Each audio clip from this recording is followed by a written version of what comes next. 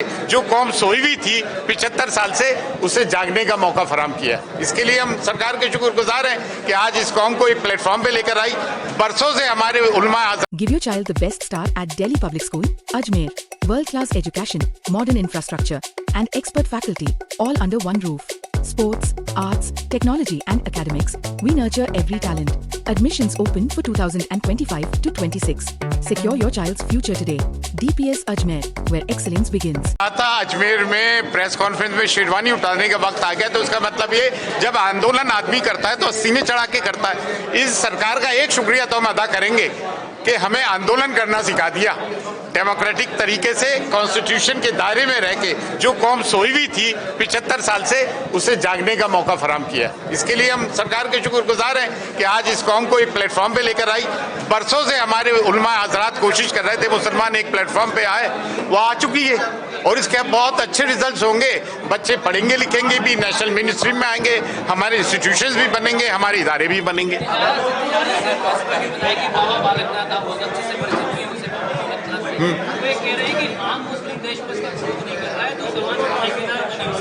Who is Balaknath? We carry him. हम उसकी परवाह नहीं करते। मतलब ये कि जो 11 साल से जुल्म करते आ रहे थे ना, ये आखिरी कील है, last nail in the coffin. इसके बाद अब कुछ नहीं होगा, मुसलमान सड़कों पे होगा। अव्वल तो सुप्रीम कोर्ट का दरवाजा खटखटागा, जो हमारा आईनी हक है, और उसके बाद नहीं होता है जो डेमोक्रेसी राइट देती है constitution, will be on the road.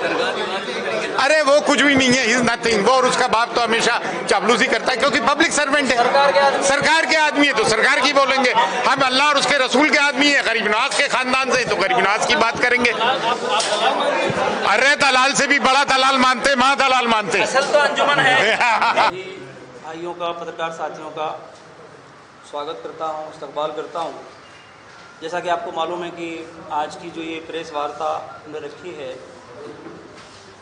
उसका उद्देश्य ये है कि मरकज़ी सरकार ने वक्फ के बारे में जो बिल ही नहीं बल्कि अब वो एक कानून भी बन चुका है, वक्फ जायदादों के बारे में जो पहले से कवानीन बने हुए थे, चाहे वो 1995 हो या 2013 वाला हो, उसके बाद अभी जिस तरह से पूरा एक माहौल बना करके केंद्रीय सरकार ने ये वक्फ अमेंडमेंट बिल ला करके पार्लियामेंट में पेश किया, वहाँ जब बहुत ज़्यादा विरोध हुआ तो जेपीसी को दे दिया। जेपीसी ने जो कुछ किया वो सब आपके सामने है।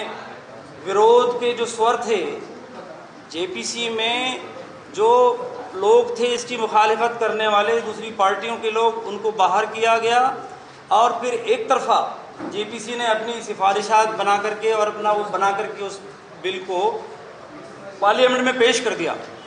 और जिस तरह से पार्लियामेंट में बहस हुई है और राज्यसभा में बहस हुई है, मैं समझता हूँ कि मुल्क की तारीख का एक बहुत बड़ा मौका था कि जिसमें इतनी बहुत खुल कर के बात हुई है, बिल की हिमायत में भी और बिल की मुखालिफत में भी।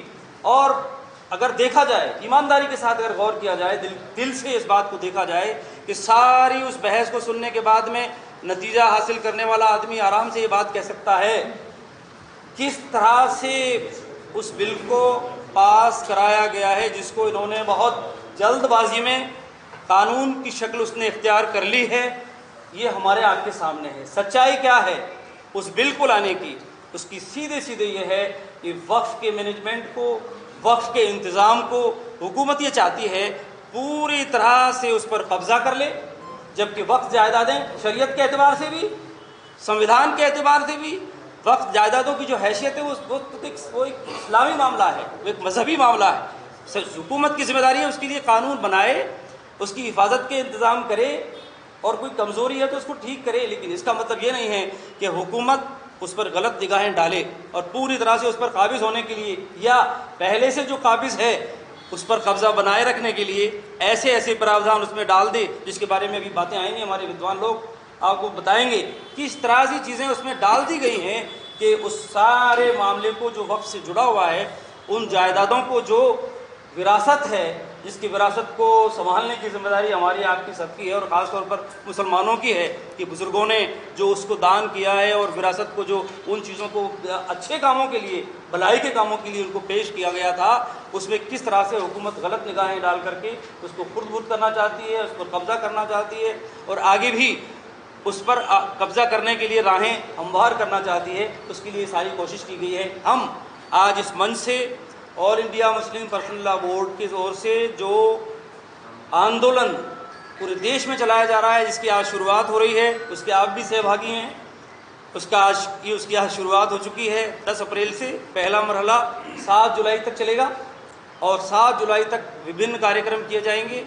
उसका एक और पहला प्रोग्राम कल से शुरू हो रहा है। 11 से 18 पूरा एक हफ्ता, पूरा एक वीक मनाया जाएगा, इस जुमे से उस जुमा तक। उसमें भी बहुत सारे प्रोग्राम, मुलाकातें, मीटिंग्स, जुमे का खिताब है, जुमे में और भी सभाएं वगैरह, सारे काम उसके लिए किए जाएंगे।